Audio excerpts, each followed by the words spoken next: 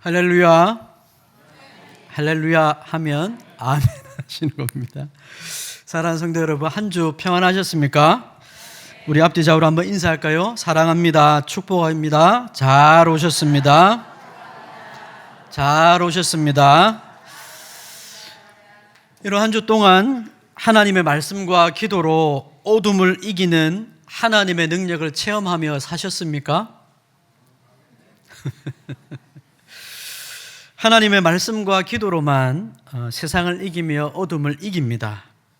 우리가 지난주 들었던 설교처럼 어둠을 이기는 빛을 하나님은 말씀으로 창조하셨습니다.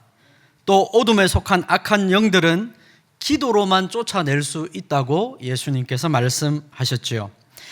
하나님의 능력과 새로운 창조의 능력인 하나님의 말씀, 그리고 그 말씀을 붙들고 우리가 소망하며 기도할 때 우리를 뒤덮고 있는 어둠이 물러갑니다. 하나님의 말씀을 붙들고 우리가 기도하며 씨름하기 시작하면 우리 영혼을 뒤덮고 있는 어둠이 물러가고 우리 영혼 속에 경건과 거룩함과 새로운 소망의 빛이 우리 속을 채우기 시작합니다. 이건 하나님의 역사라 글자로 배울 수 없고 여러분이 실제로 말씀과 기도로 체험을 하셔야 됩니다. 우리는 이 사실을 믿어야 되죠. 그래서 사도 바울 선생은 그렇게 얘기합니다. 어두운데 빛이 비치라 말씀하셨던 그 하나님께서 예수 그리스도의 얼굴에 있는 하나님의 영광을 아는 빛을 우리 마음에 비추셔서 우리 속에 있는 어둠을 몰아내시고 구원해 내셨다고 말씀하시죠. 고린도후서 4장 6절에 나와 있는 말씀입니다. 하나님의 말씀이 우리에게 임할 때 어두운데 빛이 있으라 말씀하신 그 하나님의 창조의 능력이 죄인의 영혼 속에 역사하여 빛으로 임하게 됩니다. 그리고 우리 속에 있는 어둠을 몰아내고 구원으로 걸어 나오도록 우리를 만들어내는 것이죠. 그래서 구원은 전적인 하나님의 창조요, 하나님의 역사입니다.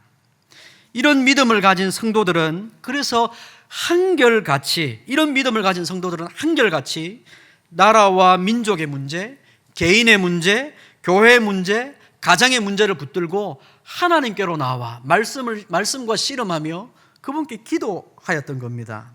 말씀과 기도로 시대의 어둠을 몰아내고 영적 전쟁에 그리스도의 용사로 이들이 섰던 것이죠.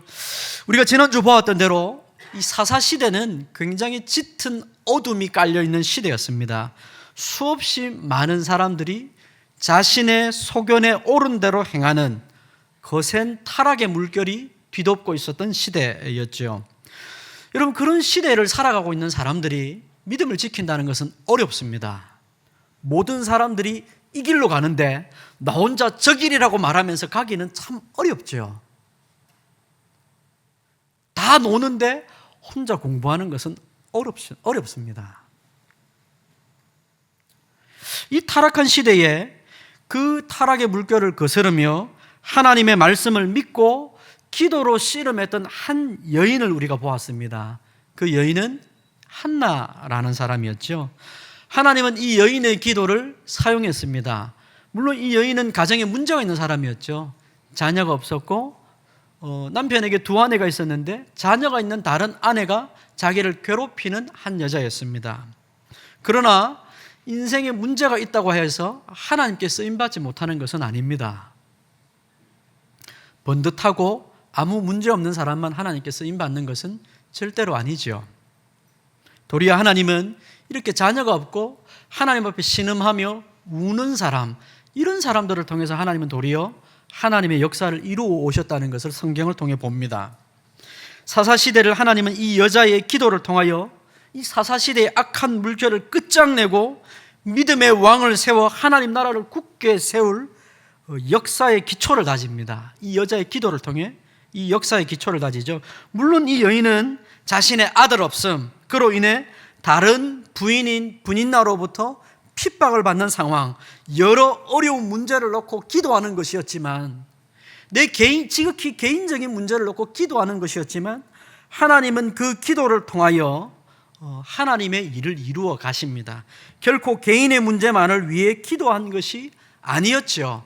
자기 인생의 문제를 놓고 하나님께 기도하다가 응답을 받고 하나님의 도움을 받고 나라와 민족의 문제로 그의 기도가 달라졌던 겁니다. 오늘 우리가 살펴볼 이 한나의 노래, 1절의 말씀에는 기도라 말하고 있지만 찬양이죠.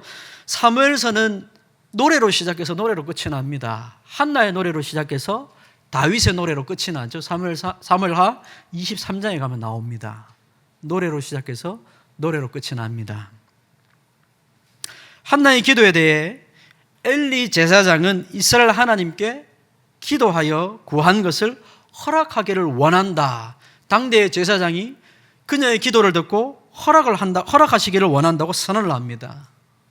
그리고 한나는 하나님께서 세우신 제사장이 준 선언으로 인해 마음의 평강을 누리고 돌아갑니다. 식음을 전폐했던 한나가 다시 먹기 시작합니다.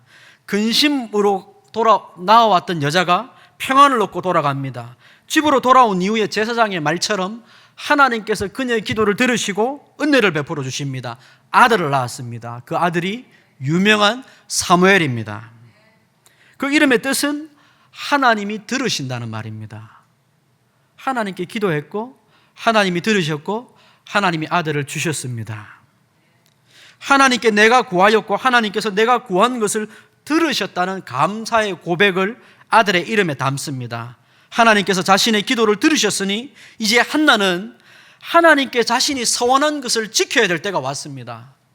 하나님 기도를 들어주시면 제가 이렇게 하겠습니다라고 기도했고 하나님이 들어주셨으니까 그 다음이 나와야죠. 신실한 성도인 한나는 아들을 주시면 그의 아들의 평생에 하나님께 드리고 나시린처럼 삭도를 머리에 대지 않겠다고 말했습니다. 서원을 지킵니다. 아이가 젖을 떼자 곧장 성소로 데리고 갑니다. 엘리 제사장에게 아이를 맡기고 하나님을 위해 사는 아이로 이 아이를 드립니다. 아들을 갖지 못한 개인의 서름에서 비롯된 이 한나의 기도는 이제 아들을 하나님의 나라와 교회를 위해 드리는 일로 기도가 커져가는 겁니다. 하나님 나라를 위한 기도의 응답으로 나아가는 것이죠. 여러분, 도대체 이 타락한 시대에 어떻게 이렇게 믿음의 사람이 존재할 수가 있는 겁니까? 이 타락한 시대에 정말 누구 하나 빠짐없이 다 자기 원하는 대로 살아가는 이 타락한 시대에 한나가 어떻게 믿음을 가지고 하나님께 기도하며 자신만이 아니라 하나님 나라와 교회를 위해 기도할 수 있는 이런 큰 믿음의 사람이 될 수 있었습니까? 그 비결은 한나의 찬송에 나옵니다. 한나는 성소에서 자신의 아들을 하나님께 드리며 그 순간 하나님께 기도이자 찬송을 올려드립니다. 그게 오늘 우리가 읽은 1절에서 10절의 말씀입니다. 여러분, 이 말씀은 한나의 노래는 특징이 하나 있습니다. 이 노래의 특징은 그냥 감동으로 자기 마음에 생각나는 대로 부른 노래가 아니라는 겁니다. 내 마음에 생각나는 대로 감동으로 기도한 게 아니라는 거죠. 믿음의 사람들은 그가 하나님께 드리는 기도가 가만히 들어보면 철저하게 성경에 깃대어 있다는 것을 알 수 있습니다. 믿음의 사람들의 기도는 한 명도 빠짐없이 다 그렇습니다. 특별히 이 한나의 기도는 노래는 신명기 32장에 나오는 모세의 노래를 배경으로 하고 있습니다. 신명기 31장 28절에 여러분 한번 들어보십시오. 너희 지파 모든 장로와 관리들을 내 앞에 모으라. 내가 이 말씀을 그들의 귀에 들려주고 그들에게 하늘과 땅을 증거로 삼으리라. 신명기 31장 30절, 모세가 이스라엘 총회에 이 노래의 말씀을 끝까지 읽어 들리니라. 이렇게 말하고 32장의 노래를 들려주는 겁니다. 백성들 전부를 다 불러 모아놓고 이 노래를 들려준 거죠. 하나님의 백성이라면 모두가 알 수 있도록 들어야만 하기 때문에, 기억해야만 하기 때문에 백성들을 다 불러 모아놓고 죽기 직전에 모세가 이 노래를 들려준 겁니다. 그 노래가 32장, 신명기 32장에 나오는데 신명기 32장 39절에 이런 표현이 있습니다. 들어보십시오. 이제는 나 곧 내가 그인 줄 알라. 나 외에는 신이 없도다. 나는 죽이기도 하며 살리기도 하며 상하게도 하며 낫게도 하나니 내 손에서 능히 빼앗을 자가 없도다. 여러분, 이 신명기 32장 39절에 모세가 이 노래를 백성들에 들려줬고 이 노래를 들은 백성들이 집에 돌아가서 자신의 아이들에게 이 노래를 가르쳤을까요? 가르치지 않았을까요? 물론 큰 아이들은 그 총회에 다 왔을 겁니다. 그러나 아주 어린 아이들은 오지 않았을 거고, 앞으로 낳을 아이들에게 부모가 이 노래를 알려줬을까요? 알려주지 않았을까요? 당연히 그 노래를 알려주고 또 알려주어서 전수하도록 하였을 겁니다. 이게 한나가 노래를 부르며 사무엘상 2장 6절에 불렀던 내용이지요. 그러니까 한나는 지금 자신의 아들을 하나님 나라와 교회를 위해 드리며 신명기 32장에 나오는 모세의 노래를 생각하고 있는 겁니다. 그냥 기도하는 게 아닙니다. 그냥 찬송하는 게 아니죠. 모세의 노래는 이스라엘 백성들에게 노래로 주어서 계속 읽고 불러서 너희 자손과 자손의 자손들까지 이어지도록 하나님의 약속의 증거가 되고, 너희 백성들이 기억하여서 이 하나님을 붙들고 살라고 이 말씀을 주신 겁니다. 노래로 불러준 거죠. 노래로 부르며 이 내용을 기억해라. 여러분, 우리가 글자로 그냥 읽으면 기억이 잘 안 되는데 노래로 부르면 기억이 잘 됩니다. 시편을 노래로 부른 이유가 그런 것이죠. 노래로 불러서 그 말씀을 기억하도록 하기 위한 것입니다.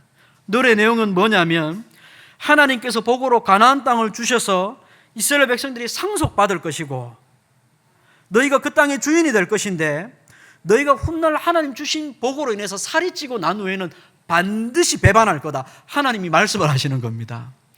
너희가 복을 주면 기뻐하다가 시간이 지나면 그 복으로 살찌고 배가 불러서 너희가 이제 나를 찾지 않게 될 때가 올 거다. 그때가 되면 너희가 불순종으로 형벌을 받을 것인데, 그 형벌은 배고픔과 기근과 질병과 칼과 포로됨이 너희들 인생 가운데 찾아올 것이다. 그러나 내가 언젠가 때가 되면 너희를 다시 불러서 원수들에게 복수하고 너희들에게 다시 자비를 베풀어 구원해 줄 거니까 이 노래를 기억해라. 포로로 끌려갔을 때 하나님이 누구신지를 기억해라. 하나님은 죽이기도 하시지만 살리기도 하시는 분이라는 것을 너희가 기억해라. 나라가 망하고 너희가 쫄딱 망하고 난 후에 그때 하나님은 죽이시기만 하는 하나님이 아니라 살리시기도 하는 하나님이라는 것을 너희가 기억해라. 이걸 모세에게 들려주셔서 알게 하신 겁니다. 이스라엘 백성들이 역사적으로 이 말씀대로 실제로 타락하죠. 하나님 주신 복으로 땅을 얻고 풍성함을 누리니까 배가 불러가지고 더 이상 하나님을 찾지 않습니다. 그래서 그들의 인생 가운데 도리어 배고픔이 찾아오죠.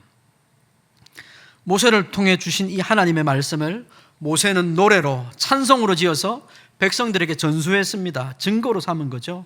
부르며 자식에게 전수하고 이스라엘은 기억해야 했던 겁니다.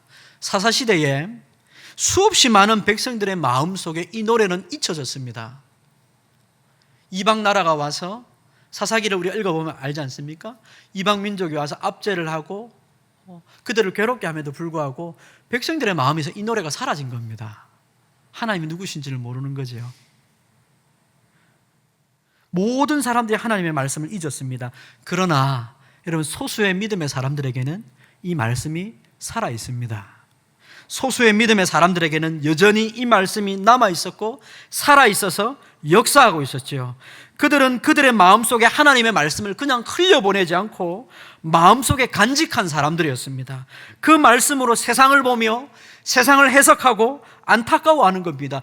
지금 내가 살아가는 이 세상이, 지금 내가 살아가고 있는 이 나라가 지금 뭔가 문제가 있다는 것을 하나님의 말씀을 통해 비로소 보기 시작한 거죠.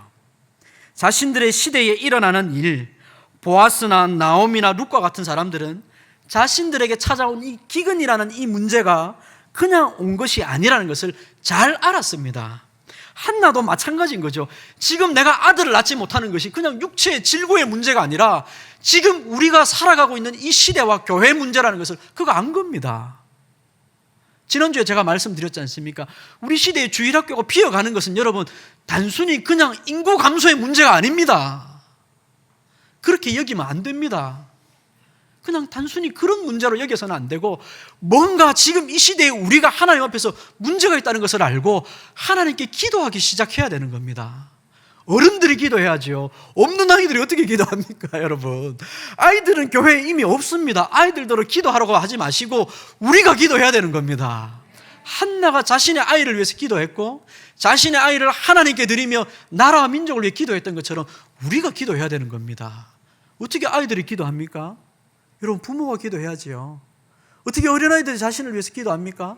부모가 기도해야죠. 물론 아이들도 기도할 수 있습니다만 여러분, 우리가 기도해야지요.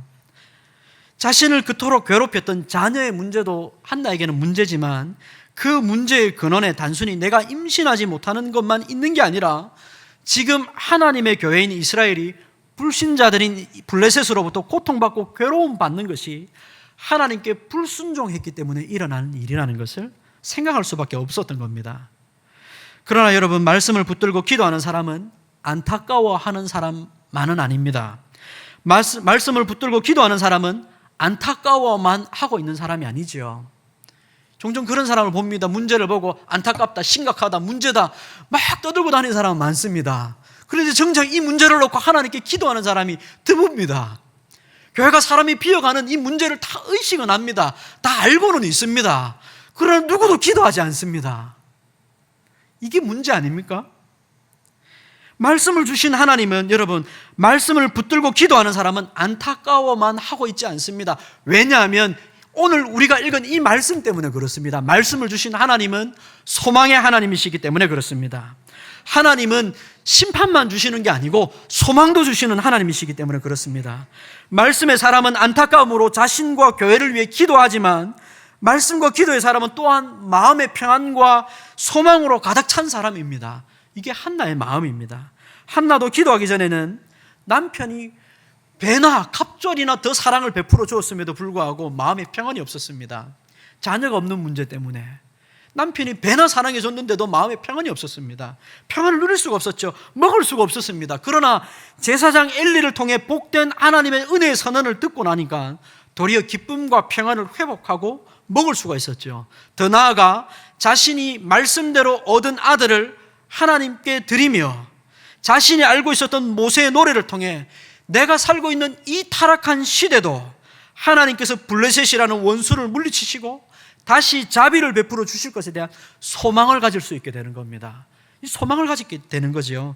그래서 한나가 노래하는 겁니다. 기도인데 노래입니다. 노래를 찬양하는 거죠. 찬송하는 겁니다. 우리 하나님 같으신 분이 없다고 노래하는 겁니다. 모세의 노래를 생각하고 나니까 진짜 우리 하나님 같은 분이 없구나. 내 인생의 문제나 내 나라, 내 민족, 내 교회 문제가 앞에서 우리 하나님 같은 분이 없구나. 찬송을 하며 노래하기 시작하는 겁니다. 여러분, 문제가 많은 사람이 노래하기 쉽지 않습니다. 문제가 많은 사람은 노래도 잘 안 됩니다. 아이고, 내가 이렇게 힘든데 무슨 노래고. 옆에 노래하는 사람 보면요, 성질이 납니다. 여러분, 그렇지 않습니까? 내가 몸이 아프고 힘들면요, 옆에 누가 찬송하면 성질 납니다. 죄송합니다. 목사가 믿음이 없어서 그렇습니다만 저는 그렇습니다. 옆에 누가 노래하면요, 굉장히 짜증이 나더라고요. 나는 아파 죽겠는데. 그러나 여러분, 이 노래가 솟아나게 하는 비결이 있습니다. 그건 하나님의 말씀입니다.